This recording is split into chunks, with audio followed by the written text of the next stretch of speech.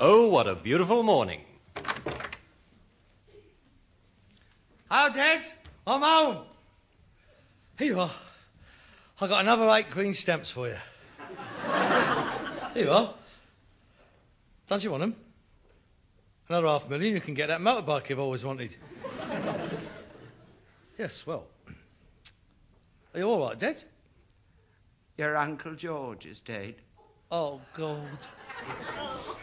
Not another rotten funeral. That's a nice thing to say. Well, we've had a bellyful, haven't we? 6 in the last 2 years. Your brothers and sisters is dropping like flies. 14 of us. It's the law of averages. Some of them is bound to go. Yeah. How are you feeling? Don't worry about me, mate. I'll get me telegram from the Queen, don't you bother. Only to ask when you're going. Oh, I hate them Steptoe funerals. It don't seem to matter how many of them go, there's always the same number there. They drop like flies and they breed like rabbits. We're a very close-knit family. Get out of it. That's the only time they sees each other at funerals. 5 hours of sheer naked hatred and avarice. He said I could have his watch. No, he didn't. He gave it to me. Who was it looked after him? Only when you knew he was going. I'm not going through all that again. It's obscene. I don't care. We're going. And that's the end of it. When is it? Friday. Oh, that's marvellous. That's my yoga night gone for the chop. Same place, I suppose? Of course. The Steptoes have been buried there since 1842. Yeah, I know. You could build a council estate on the ground they take up. Yeah, which one was Uncle George, anyway? My eldest brother. I can't remember him. There's so many of them. You wouldn't remember him. You haven't seen him since you were 6 months old. Why? He was your godfather. I thought godfathers were supposed to look after your religious upbringing and buy you presents on your birthday and stuff. That's right. That's why I never saw him. Oh. Oh, we made a mistake choosing him. Tight as a gnat's chuff he was. He was the only man I know who used to bring his hair home from the barber's. Get away. Yeah, he used to stuff cushions with it. That's clever.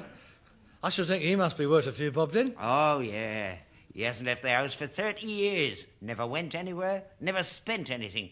Yeah, it'll be a big turnout, this one. They'll all be there. Look, let's give it a miss, Dad. You don't really want to go, do you? If I don't like you, you don't like them. I mean, you've always said that. Yeah, exactly. That's why I'm going. I like to see them off one after the other.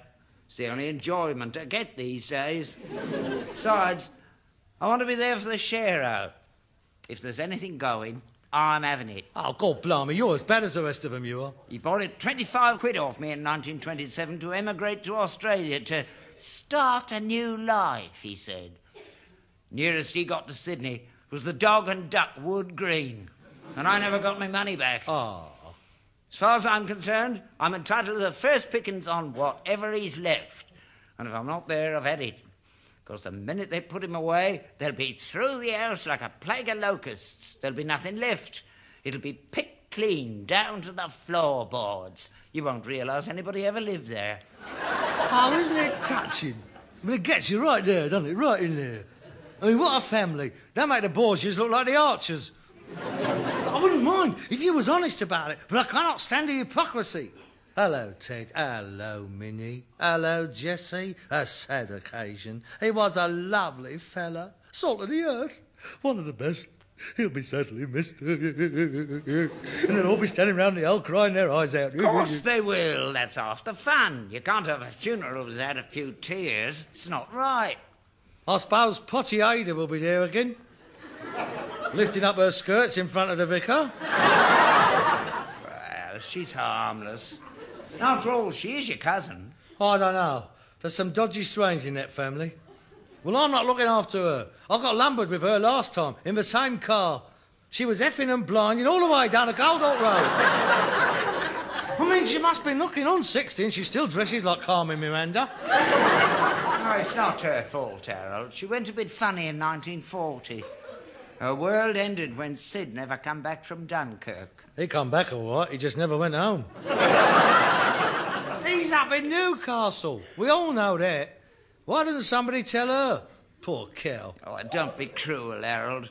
She's better off as she is. I suppose Uncle Nobby will be there. The Malcolm Muggeridge of the family. I suppose they'll get me in the corner again, give me an hour's lecture on the meaning of life and death, and how we've all got to look for God. Tap me a fiver and be straight round the boozer before Alice sees him. I won't have anything said against Nobby. He's the only one I've got any time for. He's got a lot to put up with Alice. I mean, how would you like to find out that none of your 5 kids are yours? Oh. Was naturally turned to God. He's very religious when he's sober. Naturally. He was one of Billy Graham's first converts, he was. Get away. At the Albert Hall. He went up onto the stage and told the whole audience his problems. That must have taken out. And Billy Graham turned to him and said, "Take courage, son. Take courage." Yes, and he's been drinking it ever since. I'm telling you now, Dad, if you insist on me going... You've got to go. All your cousins will be there. Oh, what? But I'm not wearing that black suit again. I shall wear an armband. You'll wear the black suit. You're not showing me up in front of the family. I've worn it the last 16 times. It's out of date. We're going to a funeral, not a fashion parade. Dad, it's got turn-ups. Well, then cut the things off. You're wearing a black suit, a black tie, black shoes, a white shirt and a bowler hat.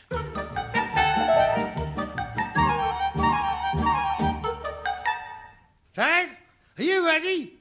Hurry up. Kick-off's in half an hour. There'll be another 3 gone by the time we get there.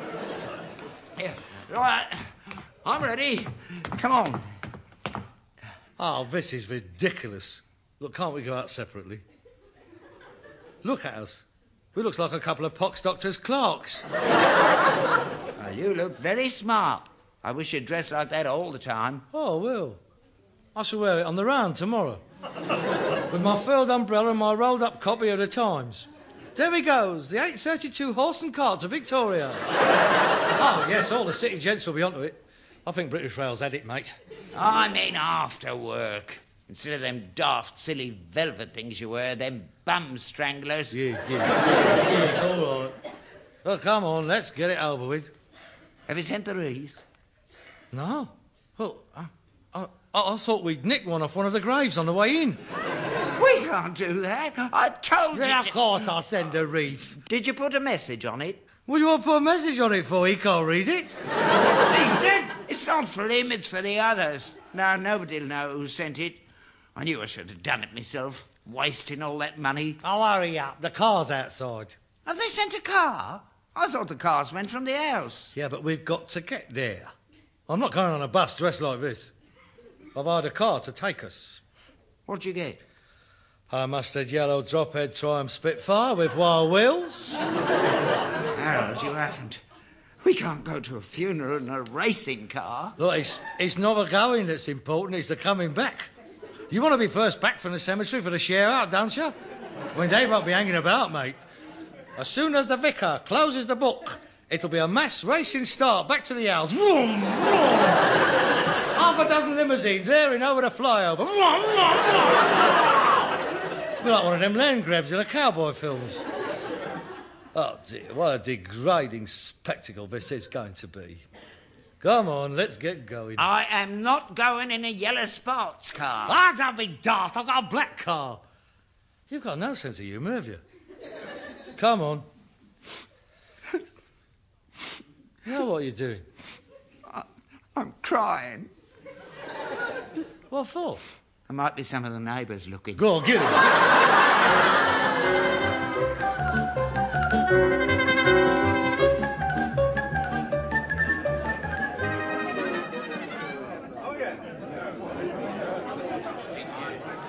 Hello.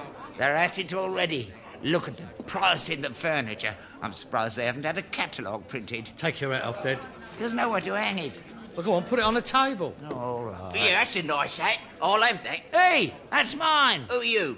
Oh, hello, Albert. Sorry, I thought it was George's hat. I shouldn't think he's got anything left, has he? Oh, no, we're sticking to the rules. Nothing goes till he's gone. Oh, lovely coffin they've given him. Look at that. Solid mahogany, that is. Yeah, I bet they have the brass handles off before they plant him. The wages of sin are death, We are all doomed. Oh, God, Uncle Nobby's at it again. Armageddon is upon us. Oh, go, turn it in, Nobby. Fill his glass up, somebody. Keep his mouth occupied. Cheers, you're very good health. Hello? There's Arthur over there telling his dirty jokes again. And he said, I think I'll leave mine out as well. Hello, Arthur. Hello, Albert. A very sad occasion for us all. Yeah, I expect you'll get over it. You know Harold? Yes, of course. Hello, Harold. Hello, Uncle Arthur. The last time we met was at Frida's interment, or was it Bob's? Oh, I can't remember. I'll lose his track.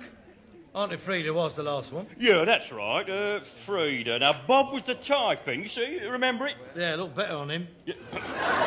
Well, I expect you could do with a drink like us all. Help us to get through the day. I'll have a brown ale. Scotch and ginger. Elsie, dear, a brown ale and a Scotch and ginger. Right, coming up. You're in charge again, are you, Arthur? The family asked me to look after the arrangements. Well, you've had enough practice, haven't you? Yes, sadly. Hey, you know, you ought to be training somebody else up. I mean, who's going to look after you when you go? Let's hope that won't be too soon. You are, Uncle Albert. Scotch and ginger and one brown ale. You might as well keep the bottle. Tar. Don't put it on the coffin. Why not? This is an auspicious occasion. It'll be the first drink I've ever had on him. Cheers. Good health. How's things down at the bus garage? Mustn't grumble. Did he leave a will? Oh, God, here we go. Yes, he did. We'll be reading that when we come back. I suppose you'll be reading it, being the executor. Executor, Harold. Oh, yes, of course. I'm so sorry, I forgot. Is it worth hanging about for? I'm sure we'll all be pleasantly surprised. He was quite comfortably off, you know, was George. He was entitled to be. He never spent anything. Did he mention the 25 quid he nicked off me in 1926? I have no idea. I haven't read it. The solicitor handed it to me this morning. I am not at liberty to open it until after the interment. Are you bloody proud, Arthur? Thank you, Ted. Oh, lovely bit of mahogany. Those handles would look good on my kitchen cabinet. I told you, Harold. Yeah, it's going to be a very nice send-off. Yes, the co-op do a very good job. Who's getting the divvy on it? That is a very tasteless remark, Albert. Oh, it is you, then. I've had a great deal of personal expense. I'm entitled to the divvy. The insurance policy didn't cover the entire cost of the interment, you know. Well, Colin Bennett, he was 93. How long do you have to pay into it? Yeah, Albert, the cost of dying has risen quite considerably since George took that policy out. I have a detailed list of my expenses, and you will find that I personally am £2.45 out of pocket. Yes, well, you can't expect to make a profit on all of them, can you? Well, you did very well out of Auntie Frida's. I beg your pardon. How dare you? Oh, come off it. We had a whip round for the flowers. We gave you £1 each. And where did you get them from? Out of your garden. I'd let you have them cheaper than you would have got them in the shops. I should think so. They was on their last legs. My blooms are the best in Acton. I go to a great deal of trouble rearing them. I win prizes every year. They was on their last legs. It was a toss-up who was deader, them or Auntie Frida. It's disgraceful. Going down Minerva Road, a light breeze sprung up. There wasn't a petal left on them when we got to the cemetery. Yeah, embarrassing it was. Poor old Frida lying there under a great pile of stalks. The rest of the family are quite happy with my organisation. Well, I'm not. Am I to take it, Albert, that you won't be wanting me to arrange your funeral? What? I wouldn't let you anywhere near his funeral. I'll take care of him. I know exactly what I'm going to do with him. I've had it worked out for years. Harold! When he comes, mate, he's going in style. It'll be the best funeral this family's ever seen. I'm only sorry he won't be here to see it. Harold, don't keep talking about my funeral. You know it upsets me. I'm sorry, Dad. I just wanted you to know that I won't let any of this lot get their grasping little hands on you. Look at them. It's like feeding time in the vulture house. You can take your eyes off that settee. He promised that to me years ago. Oh, no, he did not. He said I could have it. Oh, God, those two are off again. Jessie and Joyce, the ugly sisters. Yeah. Who looked after him? Only when you knew he was going. You're not having it. You're not even family. I beg your pardon. I've been in this family for 45 years. You only start coming round here in the last couple of months, though, didn't you? Don't you speak to me Excuse like me, that. Albert and I'm Harold. not- Now, look, now, come along, girls. Oh, Stop you squabbling a shut minute. up. There is enough for all of us. Have you had a look around? Seen anything you fancy? Ah, forget it, Dad. You don't stand a chance here. These is professional tomb robbers. How much do you reckon for the 2 oil paintings? Flumpence. What about the Persian rug? Belgian cotton.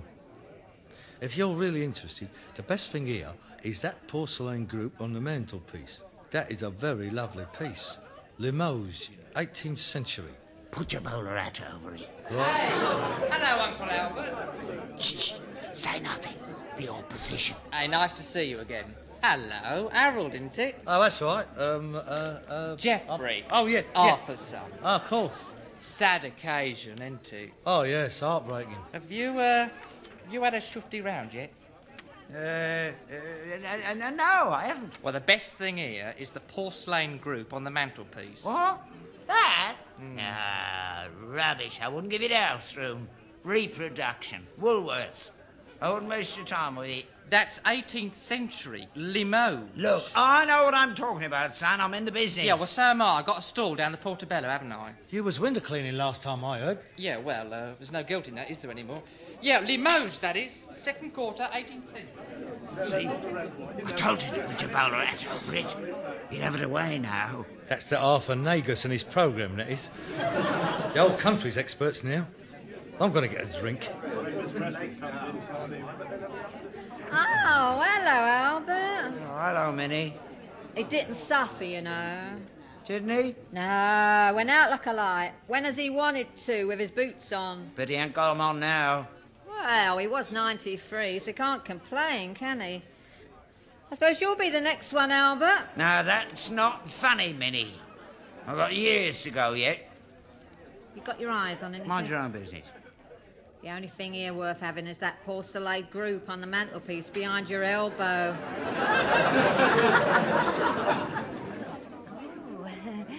You don't recognise me, do you, Harold? Oh, well, you do have the advantage of me. I've been in your bed many times. I beg your pardon? My mum used to leave me round your house when she worked at the dog trap. You're not little Caroline. Yeah, that's right. That was 20 Alice's years youngest. ago. 20 years. Oh, yeah, you was only about 3. I bet she wouldn't leave you around there now. Now, Uncle Harold. I'm not your uncle. I'm your cousin. Oh, well, that's all right then, isn't it? Yeah, what you doing after the funeral? Well, I've got a little rave up at a friend's pad tonight. Oh, right on. Are you interested? Here, is your mother here? Yeah, she's upstairs going through the linen cupboard. Hey, it's all right, isn't it? Hey? Well, cousins, you know. Oh, yeah, no bother. We're both removed at the moment. Can you pick me up? At the moment, yeah, what time? Well, I've got to bring me mum back here for the share out. Mind you, that won't take long. As far as I'm concerned, the only thing worth having is the porcelain group on the mantelpiece. Yes, I know. Well, let's say 6 o'clock. Yeah, let's say, right. See you later. Kissing cousins, Richard. You want to keep away from that? Well, what's it got to do with you? That's one of Alice's girls. Well, so what? So what? Cousins? Removed. Yeah, but none of them are nobbies. I told you that. Well, that makes it even more removed then, doesn't it? Well, we don't know. Could have been any of us. Oh, God, what a family. Right up! Right, good morning, now, come on, up. Drink up, everybody. The hearse has arrived. Hey, Elsie, dear, if you'd like to clear the glasses off your Uncle George, we'll get underway. Minnie, give him a quick rub over with the mansion house, will you? I've done it once. Right, now come on up, Paul, bearers, please. The 4 godchildren, I think. That would be nice. He always enjoyed young people's company. That's Harold, Jeffrey, Dickie and Freddie. Right, up on your shoulders. Yeah, you put on right when you did. Right, up, off you go. Nice and steady now. Oh, don't drop him. Ah, caught ya. Bloody well going without me, wasn't ya? Oh, God, potty Ada. Yes, you were. No, Ada, dear, we weren't going without yes, you. you bloody well were. No, we were not, Ada. Now, remember, this is a funeral. We don't want any swearing. All that swearing, you wait till we get up the cemetery. No, Ada, please, we don't want any scenes this time. If she's going, now make sure she's got her knickers on. Oh, well, see, I'll look after her, don't you worry. Come on, Auntie Ada. Look, Uncle Arthur, can we get going? I mean, he's cutting right through my shoulders. Right. Look, come along, everybody. We'll be late. Right, well, the left hand down a bit. Hey, mind the all stand. Up your end, Harold. And up yours, and hey, come on, hang on. Hang on! Stop it! Look, the handle's caught in the coat rack. Look, just a minute. Right. Hey, wait a minute. Could we just even up a bit for size? I mean, he's sliding about all over the place in this rotten thing. What's the corner? What's that corner? We'll have to have the door off. Right. Careful, you'll have to take off.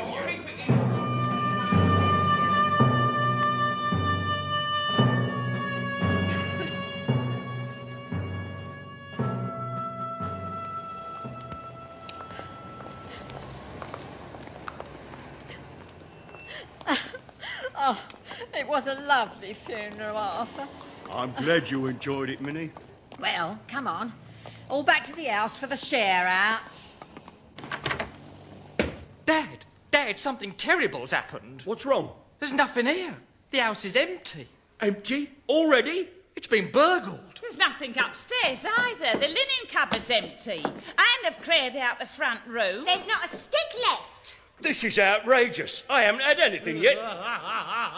I see nothing to laugh at, Harold. Oh, God, don't you? I think it's hysterical. I mean, they must have had a furniture man waiting round the corner. Oh, dear. Oh, it's made my diners heads. Jeffrey, don't get the police. What about the will? They haven't nicked that as well. I've got the will. Oh, thank God for that. We still might get something out of it. Go on then, read it. How much has he left? Yeah, come on, let's get out of here. We don't want to listen to this. No, I'm stopping, mate. I want me 25 quid back. Now, look, quiet, please, everybody. Now, the last will and testament of George Nightingale Steptoe. Now, I, George Nightingale Steptoe, being of sound body and mind... Blimey, you must have wrote that in 1923. Do you mind? Do hereby make my last will and testament to the Steptoe family. Come on, then. If everything has gone according to plan, you are now standing in an empty house. You are no doubt wondering where everything has gone. Well, I've sold it. I arranged for it to be collected while you were at the funeral, so that none of you greedy so-and-sos could get your thieving hands on it. The money I got for it, along with the rest of my estate, amounted to £1,527. I divide equally between... Yes, go on. The RSPCA and the Battersea Dogs Home. You will find a tray of drinks already poured out to help you get over the shock. Good luck and see you all soon. Ladies and gentlemen, please. Ladies and gentlemen, quiet, please. On this very solemn occasion, may I propose a toast? Now, will you please charge your glasses and drink to the memory of George Nightingale, the first Steptoe I've ever known with a sense of humour. Never! I wouldn't touch it. After all I've done for him. He was always bloody well vindictive. I've never been so insulted in me life. It's disgraceful. I won't stay another minute in this house. Well, you never see me at the graveside, I'm telling you that. If I thought he'd do this to me, well, I can't believe it. I looked after him like a daughter. When I think of the money I spent on bus fares coming to see him. I wasn't expecting anything for myself, but you'd have thought he'd have left his granddaughter something. The wages of sinners that we are all doomed. Oh, shut up! Goodbye, all. Goodbye. Cheers. Goodbye. See you in the next one. Any chance of a lift back? Oh, God. Oh, I enjoyed that. Yes, that was worth coming for after all. Oh. You're not upset, are you, Dad? Me? No, I thought he'd do something like that. Are you going to drink to him? Oh, might as well. Shame to waste it. To Uncle George. To George. I'll take your hat off, Dad. I mean, show a bit of respect. Here. Hey, but be careful, you'll break it. Right, what? Hey, what's this under your hat? One Limoges porcelain group. Oh! Mind the sellotape, you're pulling my hair off. When did you nick that? Who was the last out of the room when we left for the funeral? You were. You crafty old devil, you. Oh, good old George. Must be worth 25 quid he owed me. To me dear departed brother. Here. Better luck next time, George.